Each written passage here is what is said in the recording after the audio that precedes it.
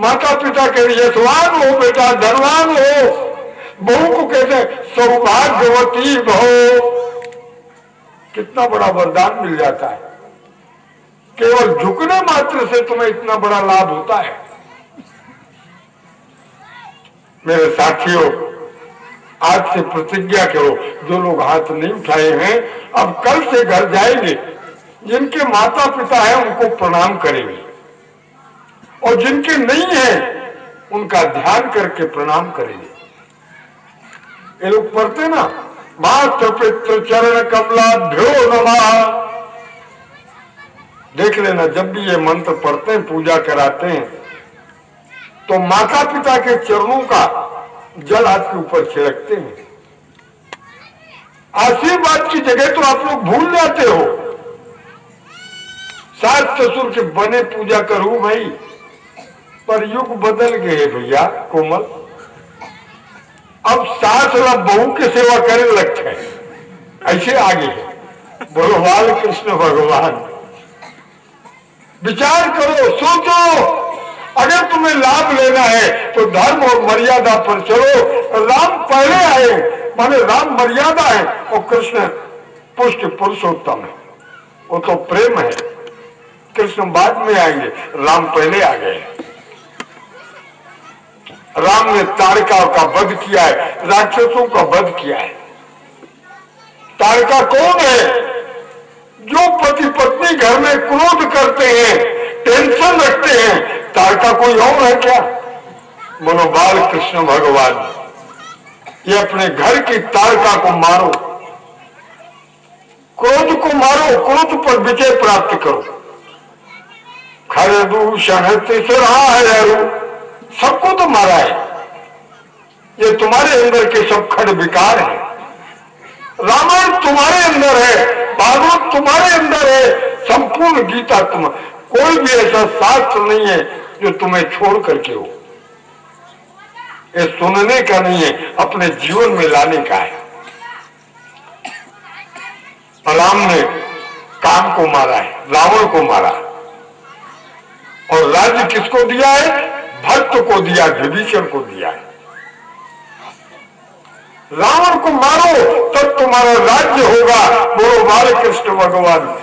रामायण बहुत बड़ा प्रसंग है, वर्षों भी नहीं होगा, लेकिन अब भगवान कृष्ण पधार रहे हैं। लो हरिश्चंद्र, भगवान को बुलाओगे? कन्हैया को बुला दो 10 मिनट में। लो हरिश्चंद्र शास्त्री कन्हैया को बुला रहे, मैं तो राम तक बुला दिया।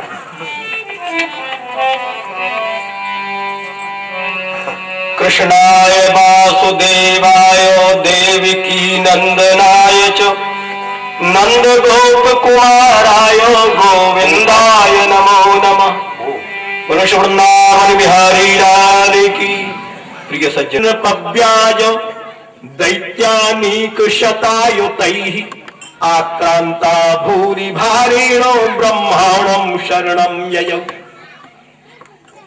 जब धरती पर भार हो जाता है, दुराचारियों का दुराचार वजन डाल देता है, तो पृथ्वी उसी प्रकार से डगमगाती है जैसे नाव के ऊपर पैर रखने से जलमा डगमगा जाती है। ऐसे ऐसे जो है वजनदार लोग जो है धरती पर हो गए, जो हमारे गुरु महाराज ने अभी अभी कहा, रावण काम है।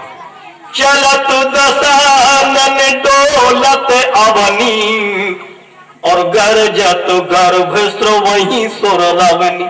जब रावण धरती पर पैर रखता था तो धरती नाव के समान डगमगाने लगती थी। कतिक वजनदार हो, मैं तो समय नहीं था, लेकिन मैंने पढ़ा रामायण में। और रावण ला एक दिन बाली ने अपनी काश में दाबी रही थी, गजब हो गए तो बाली और वजनदार हो गई। ध्यान देना, न रावण वजनदार था न बाली वजनदार था। रावण की कर्म वजनदार थी, वाली के कर्म वजनदार थी। इसी कारण से धरती डगमगाने लगती थी। द्वापर युग में कंस के कर्म इतने वजनदार हो गए कि जिसके कारण से धरती डगमगा जाती थी। और ऐसे कर्म वजनदार हो गए कि जिस पुत्र ने अपने पिता को मुकुट छीन करके कारागार जेल खाने में बंद कर दिया। जब इतना वजन बढ़ गया, धरती माता ली सहन नहीं हुई और गौ भूत्वा त्रिमुखी खिन्ना क्रंदंती करुणम, आज गाय का रूप बनाया। धरती माता ने गाय का रूप बना करके देवता मल्ला साथ लेके और क्षीर सागर में भगवान नारायण के पास में पहुंची। उसी समय है गाय को माता कहा गया। धरती को माता कहा जाता। हमारे पिता प्रपितामह लोगों ने धरती को माता कहा। इसी प्रकार से उस धरती माता ने गाय का रूप धारण किया। एक बालक पूछते, महाराज तुमने बताओ गायला माता काबर कही थे? तो मैंने कहा धरती माता ने गाय का रूप बनाया, इकर सेती है गायला माता कहे थे। उसने कहा तुम नहीं जानते महाराज, मैं कही थो गाय में दूध निकला थे, इकर सेती ओला जो है माता कहा जाता है। मैंने कहा मैं तो बात नहीं मानू, दूध तो भैंस मां निकला थे। कोई कही थे भैंस माता की, भैंस माता की कोई नहीं कहता, गाय माता की कहते। क्यों? गाय हमारी माता है।